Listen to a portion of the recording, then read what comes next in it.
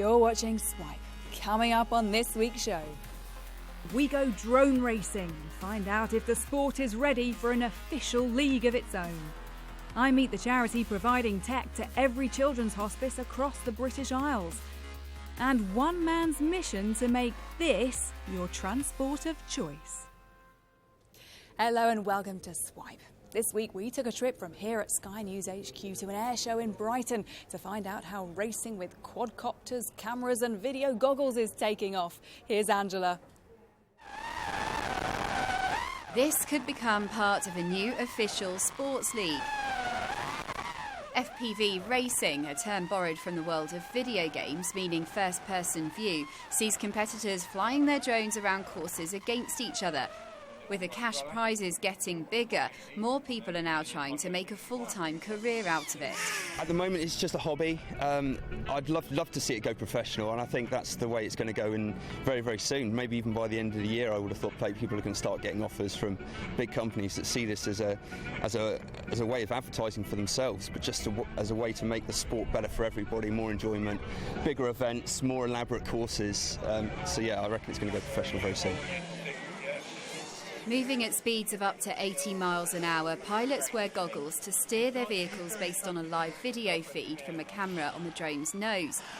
We've got a really fast little machine going around this course at the moment.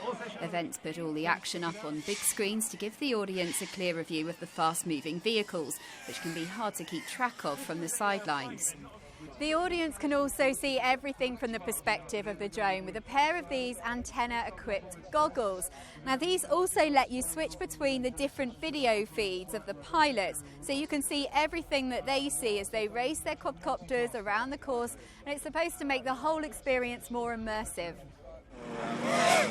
Despite its growth in popularity, the sport is yet to attract a mass audience in the UK. Organisers say for that reason they are still a long way off turning over large wads of cash. In its own right, as an industry sponsoring itself, this is the organic scale that the industry's got to at the moment. So this event is self-financed. It's entirely funded either from its sponsors or ticket providers, and the sponsors, having spent months chasing them in to help get the costs of this show covered and so on. These guys are ready to spend money for this scale of event. They're not. I don't think these guys are ready to remortgage their houses yet. The UK may not be hosting events like the World Drone Prix in Dubai, where a 15-year-old from Somerset led a team to victory, winning £174,000. But competitors remain hopeful that if the sport keeps gathering momentum, bigger sponsorship will follow. Angela Barnes, Sky News. Now, before I find out how one charity is creating magic with technology in children's hospices, here's a roundup of some of this week's other tech news. The UK's first robot, made in 1928, is being rebuilt. Well, that's if he gets enough funding on Kickstarter. Eric disappeared after he was initially made, but a robotics expert is raising money to help piece him back together using archive materials. The robot will then go on display for all to see at the Science Museum in London. How about one of these for the daily commute? Podride has smashed its target amount on crowdfunding site Indiegogo. Its Swedish inventor came up with it so he could maintain his love of cycling but stay dry and warm at the same time. Video of a holographic, flexible phone has got tongues wagging in the tech world. The HoloFlex, developed at Queen's University in Canada, lets you interact with 3D video and images by touching and bending the display. So if you're playing Angry Birds, you can bend the phone back to pull a slingshot launching the bird. And Chip the robotic dog just got an upgrade. Wowie, the company behind it, has announced a new voice recognition feature, allowing you to tell it to sit, stay, lay down, and even make it do a handstand by saying the word yoga. Stick around for our games review. We've kept with the racing theme this week. Now, here on Swipe, we're often talking about the ways that technology positively influences our lives.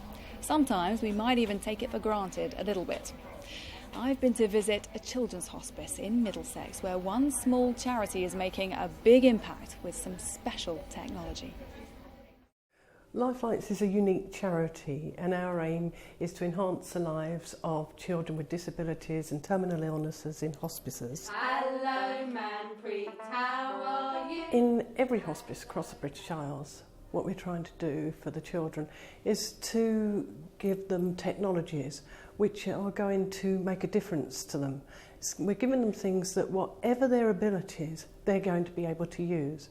So whether it's communicating through a special app on an iPad or being able to kick up leaves on a magic carpet or play music with a sound beam.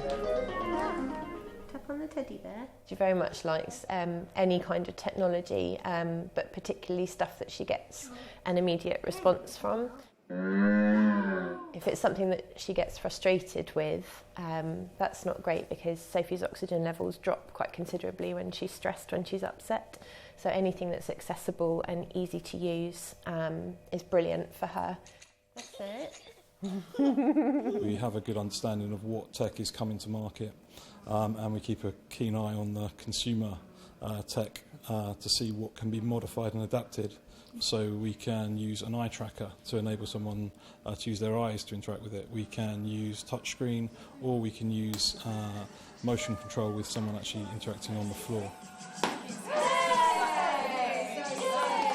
It's really exciting to see her using the enormous brain I know that she has, because she's, you know, as capable as any other child in many other senses. But it's great that there's something that she can access the same as other children, basically.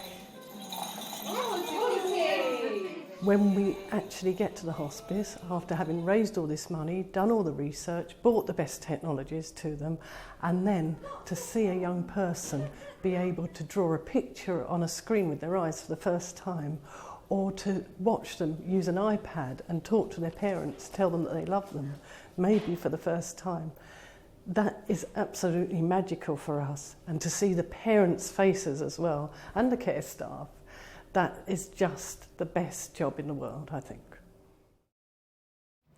Time for some more racing now. Here's Holly with this week's Games Review. If you're looking for a racing game that is really fun to play with friends, then you can't really go wrong with Mario Kart 8. The series has such a long line of really quality, games in there, and this one really lives up to the hype.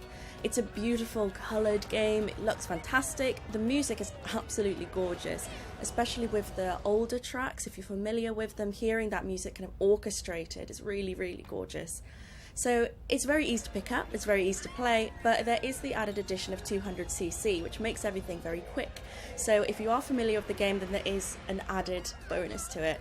If you're familiar with Nintendo characters, then you'll love it. They're all there, and with Animal Crossing Edition and The Legend of Zelda, for Nintendo fans, it's a real great game. So if you have a Wii U or you're a Nintendo fan, then it's a real must-buy.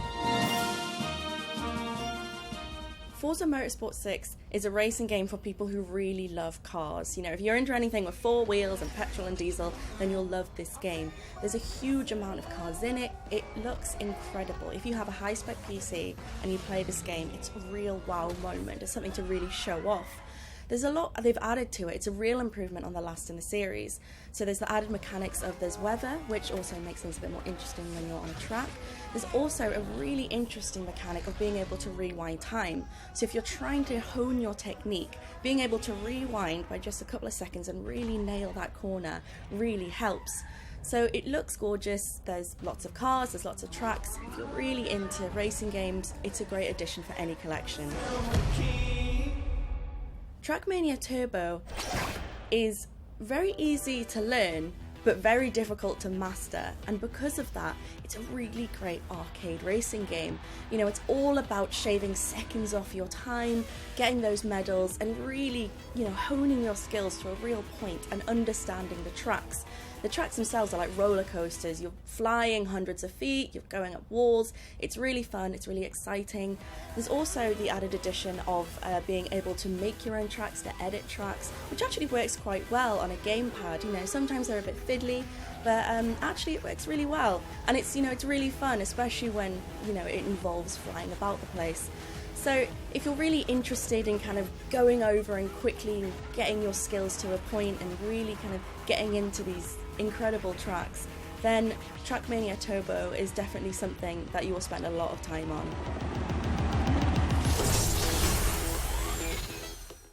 Well, that's it for this week. Take a look at Sky News on mobile, tablet, catch up, Sky Q and Snapchat for all the latest tech news throughout the week. And I'll see you again next time. Bye-bye.